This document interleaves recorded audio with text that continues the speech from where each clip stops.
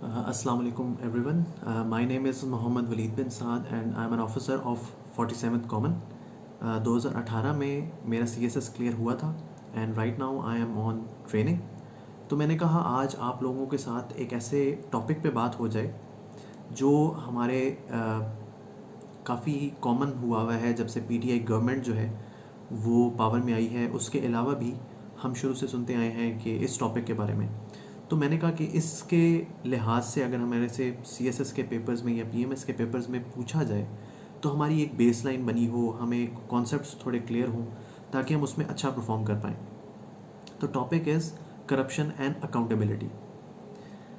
तो पहली जो चीज़ हमने क्लियर करनी है ना, दैट इज़ इट्स डेफिनेशन, ताकि हम समझ सकें कि करप्शन की जो इंटरनेशनल लेवल पे जो एक डेफिनेशन होती है, जो बेसिक्स अगर हम समझें तो वो क्या है.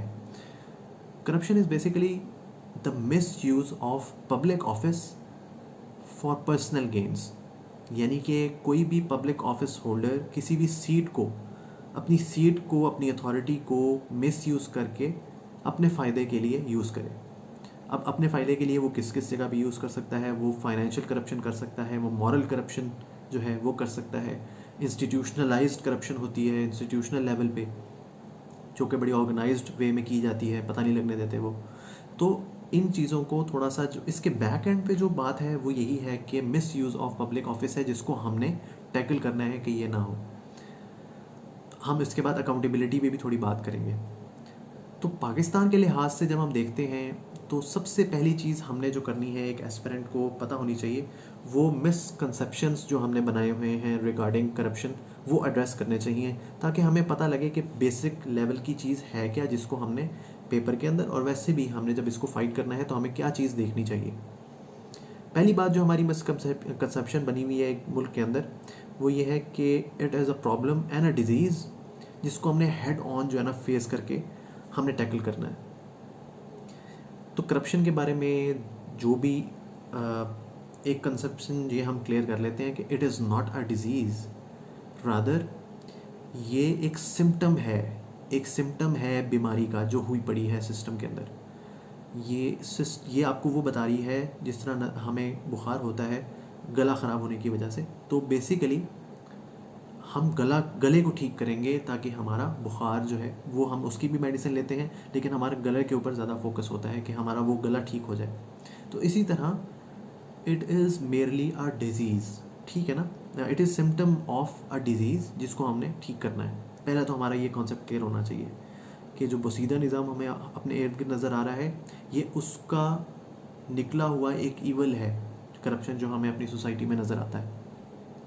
सेकेंडली, हम पता नहीं कैसे ये कह देते हैं कि जिस तरह हमारे कुछ लीडर्स भी कहते रहे कि 100 बिलियन की करप्शन हो गई, 100 बिलियन रुपीज़ जो हैं वो बाहर ले गए. तो corruption in it self is not quantifiable. इसको क्वान्टिफाइबल आप नहीं कर सकते कि जी इतने छटांग या इतने किलो की करप्शन इस बंदे ने कर ली है.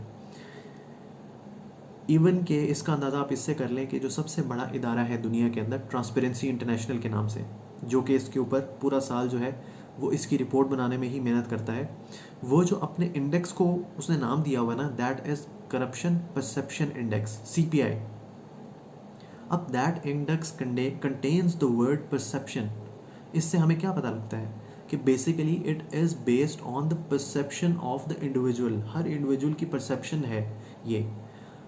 तो इसका मतलब ये हुआ कि जब हम ये अपने जो है ईमान का हम हिस्सा समझते हैं कि नवाज़ शरीफ और जरदारी जो हैं ये बहुत करप्ट हैं, तो इसके पीछे कुछ और जो हैं चीज़ें हो सकती हैं, कुछ और जो है इंफॉर्मेशन हो सकती है जिसने हमारे जहनों में ये बात डाल दी है ये कि ये लोग करप्ट हैं.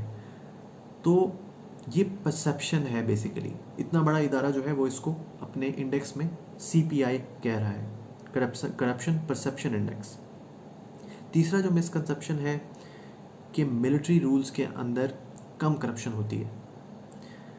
डिफरेंसेस हम थोड़ा देख लेते हैं कि मिलिट्री और सिविलियन करप्शन में क्या क्या डिफरेंसेस होते हैं when it comes to corruption. पहली बात तो ये है डिफरेंस ऑफ वॉल्यूम. जो आपके सिविलियन गवर्नमेंट्स हैं उसमें चेक्स एंड बैलेंसेस इतने हैं, ऑपोजिशन है, मीडिया है, इतने ज़्यादा चेक्स एंड बैलेंसेस हैं. जो अपने इवन के पार्टी लीडर्स जो हैं वो एक दूसरे की टांगें खींचते हैं कभी कभी। तो सिविलियन गवर्नमेंट में चूँकि ओपननेस करनी पड़ती है, उनको मजबूरी है डेमोक्रेटिक कल्चर के अंदर, इस वजह से जो इनकी जो करप्शन का वॉल्यूम है वो हमेशा होता है कम। जबकि मिलिट्री करती है बंद कमरों में डिसीजंस।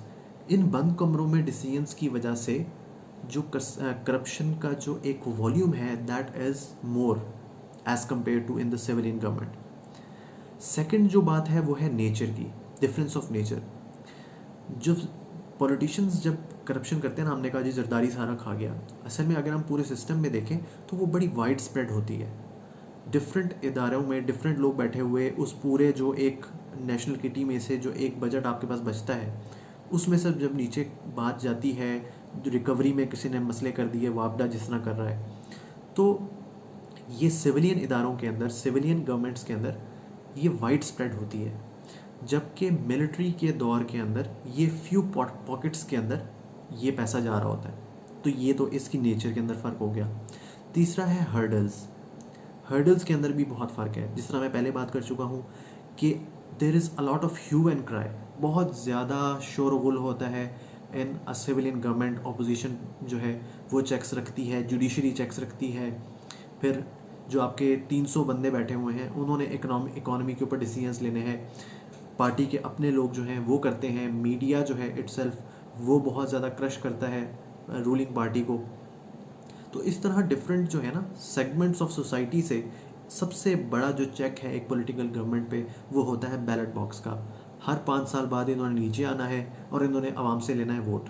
अगर हमने जरदारी का हमें फील हुआ कि जी उन्होंने करप्शन की है, उनकी गवर्नमेंट ने, हमें नहीं पसंद आई, हमने उनको उतार दिया। तो जो ह्यू एंड क्राई है ये in a civilian government, in a democratic culture, उसकी वजह से जो सिविलियन जो एक करप्शन के जो हर्डल्स हैं वो ज़्यादा है। जबकि मिलिट्री रूल के अंदर देयर आर नो हर्डल्स, यानी मैक्सिमम लेवल पे जो हर्डल्स होते हैं वो होते ही नहीं है, क्योंकि सिंगल बंदा जो है वो रूल कर रहा होता है। वो कुछ एडवाइज़र्स उसके होते हैं जो उसके हर से को मान रहे होते हैं। फिर ऊपर से बंद कमरों का मैंने आपको जिक्र किया कि बंद कमरों में डिसीजंस होते हैं। तो ये हमारी थोड़ी परसेप्शन जो है ना, हमें अपने इसके ऊपर सोचना चाहिए ज़रा। जो एक और जो मोस्ट इम्पॉर्टेंट फैक्टर है, जो डिफरेंस है इनका, वो है क्रूड और ऑर्गेनाइज्ड का। जो मैंने पहले बात की इंस्टीट्यूशनलाइज करप्शन, मिलिट्री दौर के अंदर बड़ी ऑर्गेनाइज्ड वे में वो करप्शन कर रहे होते हैं। फॉर एग्जांपल 2008 में जो रिसेशन आया अमेरिका में, उससे पहले जो एक बबल बना हुआ था रियल एस्टेट के अंदर, वो फाइल सिस्टम पे था। मॉर्टगेज जो है ना वो सिस्टम में फ्लॉ था, जो बैंकिंग सिस्टम और इंश्योरेंस कंपनीज मिल के कर रही थी। द बिग शॉर्ट मूवी आप लोग देख लें या थोड़ी बहुत यूट्यूब पे वीडियोस देखें, आप लोगों को उसका अंदाज़ा हो जाएगा। द बिग शॉर्ट बहुत अमेजिंग मूवी है, लाजमी देखनी चाहिए। ग्लोबल इकोनॉमिक रिसेशन को उन्होंने दिखाया है कि वो कैसे जो है ना फंक्शन कर रहा था। तो मिलिट्री दौर के अंदर यहाँ पे डीएचए फाइल सिस्टम, आपको याद होगा कि मुशर्रफ दौर के अंदर बहुत ज़्यादा फाइल्स जो हैं उस पर डीएचएस बन रहे थे। उस पर हमें अभी पिछले अरसे में हमें ये भी हुआ कि क्यानी साहब के भाई ने एक बहुत बड़ा स्कैम खेला, ठीक है, जो डीएचए की फाइल्स पे था। तो इंडिविजुअल की गलती है इसमें, इंस्टीट्यूशन की गलती नहीं है। लेकिन बात यह है कि हुई तो उनके दौर के अंदर ना। तो मिलिट्री के दौर के अंदर जो कि एक बबल था डीएचए का, वो हमें सामने नज़र आया कितनी ऑर्गेनाइज्ड वे में वो इस तरह करके करप्शन करते हैं। सिर्फ ये है कि चूंकि हमारा एतमाद है मिलिट्री के ऊपर, इसीलिए आज भी हम डीएचए में इन्वेस्ट कर रहे हैं। लेकिन इस बात में हमें थोड़ा सा करप्शन के जब ऊपर बात करते हैं तो हमें कम से कम इन चीज़ों के ऊपर थोड़ा सा सोच लेना चाहिए। इसके अलावा मैं आपको एक और एग्जांपल दे देता हूँ। 2 स्टॉक मार्केट क्रैशेस हुए मुशर्रफ के दौर में, ड्यूरिंग दैट एरा। अगर आप उसमें पढ़ें तो 2 बहुत बड़े स्टॉक मार्केट जो है हमारी बैठ गई थी कराची में, जो बनी हुई है। इस पर अभी पिछले दिनों अटैक भी हुआ है। वो आप क्रैशेस पढ़िएगा कि उसका फ़ायदा बहुत सारे एनालिस्ट ने और बहुत सारी टीम्स ने जब एनालाइज़ किया कि उसका फ़ायदा किसको हुआ था, तो 2 मेजर कंटेंडर्स आ रहे थे सामने, एक शौकत अजीज़ साहब और एक मुशर्रफ साहब। तो इतना जो है ऑर्गेनाइज्ड वे में ये लोग करते हैं स्टॉक मार्केट के ऊपर, यानी कि इनके ऊपर भी इनका कंट्रोल होता है। ये पॉलिटिशियन से आप एक्सपेक्ट नहीं कर सकते कि वो इतने लेवल की जो है इतनी ऑर्गेनाइज्ड वे में करप्शन बैठ के कर सकेंगे, क्योंकि इतने लोग डिसीजंस ले रहे होते हैं। ठीक है, मैं ये नहीं कह रहा कि वो दूध के धुले हुए हैं, लेकिन उनका दूध का ना धुला होना हमारे जहनों में है, और जब हम वोट देने जा रहे होते हैं तो हमारे जहनों में होती है ये बात, और 5 साल बाद हम उन्हें उतार सकते हैं। मिलिट्री डिक्टेटर्स तो आते नहीं हैं हमारे वोट पे, तो ये एक बहुत बड़ा फैक्टर है जो हमारे सामने होना चाहिए when it comes to thinking about corruption. तो यहाँ तक तो मैंने मेजर जो डिफरेंसेस थे और मेजर जो मिसकंसेप्शंस थे वो क्लियर कर दिया आपके। आई होप कि आप में से अगर कुछ इसमें से एग्री नहीं करता मेरी बात से, तो आप नीचे कमेंट सेक्शन में मुझे बता सकते हैं, मैं उनके बारे में और भी चीज़ें पढ़ लूँगा। We are all here to learn, कोई ऐसी बात नहीं है, लेकिन यह है कि इन लाइंस पे ज़रूर सोचिएगा। कॉजेज़ पे बात कर लेते हैं कि करप्शन के हमारे मुल्क में अगर देखा जाए तो क्या क्या कॉजेज़ बन सकते हैं।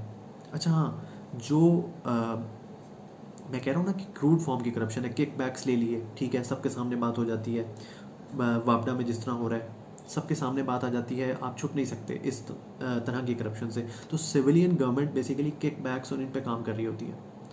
तो किक बैक्स लेना कोई अच्छी बात नहीं है, लेकिन it doesn't give us the right कि हम लोग उनको मिड टर्म में निकाल दें। इस बात पे हमारी बहुत सारी जो और वजूहत बन जाती हैं। जब हम एक पॉलिटिकल गवर्नमेंट का टेन्योर तोड़ते हैं तो उससे बहुत सारे और ईवल्स सामने आते हैं। ये सिस्टम तो चलने से ही बेहतर होना था, ठीक है। तो ये एक बहुत बड़ी कॉज बनती रही है करप्शन, इसलिए ये इतना अहम टॉपिक है CSS के उसमें और PMS के उसमें के पेपर्स के लिहाज से, कि ये एक कॉज बनती रही है। डिफरेंट जो अनडेमोक्रेटिक जो फोर्सेस बैठी हुई हैं पाकिस्तान में, उनके लिए एक जो है ना वे प्रोवाइड कर देती है ये चीज़। जब ये चीज़ एक मोमेंटम पकड़ती है पाकिस्तान में, तो हम लोगों का ये होता है कि जी इतनी करप्शन हो गई, और उस सिविलियन गवर्नमेंट को 90s के अंदर बेनज़ीर भुट्टो की गवर्नमेंट को जब भेजा गया और नवाज शरीफ साहब की गवर्नमेंट को जब घर भेजा गया, they were sent packing due to this allegation of corruption. IPPs का अब दोबारा जिक्र आ रहा है, ये हमें 90s में याद है कि कैसे बेनज़ीर भुट्टो साहिबा की गवर्नमेंट को 96 में जब उनका ये IPPs की डील्स हुई थी तो उसके बाद उनको निकाल दिया गया था। तो कॉजेज़ पे थोड़ी बात कर लेते हैं। सबसे बड़ी कॉज अगर हम ओवरऑल ग्लोबल लेवल पे देखें, क्यों है वेस्ट में कम करप्शन और यहाँ पे ज़्यादा करप्शन। अब इसका करप्शन का मैं थोड़ा सा पहले ये बता दूं कि पढ़ना कहाँ से है इसके बारे में।